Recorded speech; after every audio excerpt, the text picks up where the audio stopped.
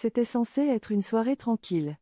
Nous venions de terminer une excursion à la ferme pédagogique avec ma classe de CP et le chauffeur conduisait le bus à travers la campagne déserte. Soudain, le moteur du bus s'est éteint. Un silence inquiétant a suivi. Le bus plongeait dans l'obscurité, les enfants ont commencé à chuchoter nerveusement.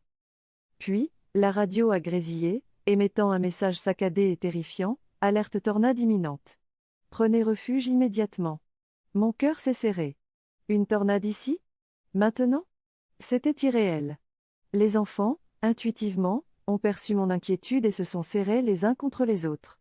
J'essayais de leur sourire, mais chaque coup de vent contre les vitres me faisait sursauter. Le vent a continué à hurler autour du bus. Des branches arrachées fouettaient la carrosserie, et chaque bruit résonnait comme une menace. Le chauffeur, les mains tremblantes, essayait désespérément de redémarrer le moteur. Sans succès. Je savais que nous devions sortir du bus, mais où aller dans cette obscurité totale, avec la tempête qui grondait ? Le ciel s'est illuminé d'un éclair, révélant des formes inquiétantes au loin. Des tornades. Plusieurs tourbillons dansaient dans l'obscurité, se rapprochant dangereusement de notre position. J'ai pris une profonde inspiration, et j'ai ordonné l'évacuation. Les enfants, terrorisés mais obéissants, ont suivi mes directives. Le chauffeur a aidé les plus petits à descendre, et nous avons commencé à avancer péniblement contre le vent. À peine avions-nous quitté le bus qu'une rafale puissante a renversé un arbre juste devant nous. Les enfants ont crié, pétrifiés par la peur. Je me suis retournée pour les encourager, mais le vent arrachait mes paroles. Nous avons trébuché à l'aveuglette, glissant sur les racines et les pierres. Puis, je me suis aperçue qu'un enfant manquait. Un frisson glacé m'a traversé. Où était-il ? J'ai hurlé son nom, mais ma voix se perdait dans le tumulte. Après quelques minutes de panique totale, nous l'avons trouvé, prostré derrière un buisson. Le visage baigné de larmes, il s'est précipité vers moi, et je l'ai serré fort. Mais la tempête ne nous laissait aucun répit. Au loin, une tornade se formait à une vitesse effrayante, émettant un bruit distinctif de train en marche. Je savais que nous n'avions pas d'autre choix que de continuer. Nous avons repéré une grange délabrée dans l'obscurité, à une centaine de mètres de là. C'était notre seul espoir. Le vent soufflait si fort que chaque pas était un combat. Nous avons atteint l'abri juste à temps, mais la grange semblait sur le point de s'effondrer. Je n'avais pas d'autre solution.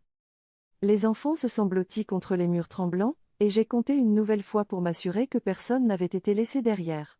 Soudain, un éclair a frappé, et toutes les fenêtres ont éclaté sous la pression. Des éclats de verre ont volé à travers la grange, tranchant comme des lames. J'ai crié aux enfants de se coucher au sol, les couvrant de mon corps pour les protéger. Chaque seconde paraissait une éternité. Un craquement sinistre a retenti, suivi d'un bruit assourdissant. Une partie du toit de la grange s'est effondrée. Un enfant s'est retrouvé coincé sous une poutre. Le chauffeur et moi avons uni nos forces pour le dégager. Mon dos hurlait de douleur, mais je refusais de céder. Nous avons réussi à le tirer hors des décombres, mais le danger croissait. Nous avons fui la grange en ruine, trébuchant dans la nuit. Nos regards se sont accrochés à un vieux silo à grains au loin. C'était une nouvelle tentative désespérée de survie. Nous avons couru, luttant contre le vent qui semblait vouloir nous avaler. À peine arrivés, les parois du silo ont commencé à se plier sous la pression. Le métal grinçait, hurlait, menaçant de s'effondrer à tout moment. Je pouvais voir la panique dans les yeux des enfants. Le bruit était insupportable. Le sol vibrerait sous nous. Alors, j'ai pris la décision la plus difficile de la soirée, j'ai ordonné une nouvelle évasion. Nous avons quitté le silo, mais à peine avions-nous fait quelques pas qu'une rafale l'a déchiré en deux. Des débris ont été projetés dans l'air. Nous avons couru à travers le champ, esquivant les morceaux de tôle qui volaient autour de nous comme des couteaux. Nous étions à peine sortis que la pluie de grêle a commencé. Des grêlons de la taille de balles de golf s'abattaient sur nous. La douleur était atroce. Je protégeais de mon mieux les enfants, mais le vent les frappait de toutes parts.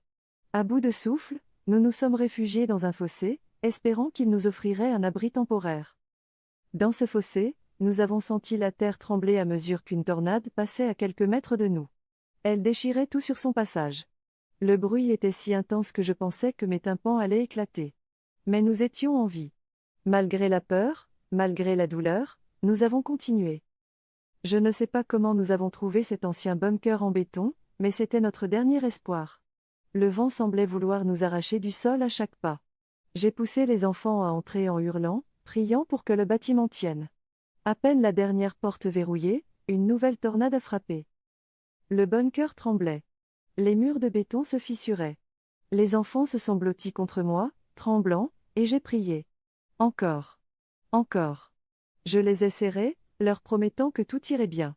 Après ce qui m'a semblé une éternité, le calme est enfin revenu. Nous avons émergé au lever du jour. Le paysage autour de nous n'était plus qu'un champ de ruines. Mais nous étions en vie. Ce que nous avons traversé cette nuit-là resterait gravé en nous pour toujours. Une tempête qui nous a presque arrachés les uns aux autres, mais qui nous a, contre toute attente, laissés avec un lien indestructible.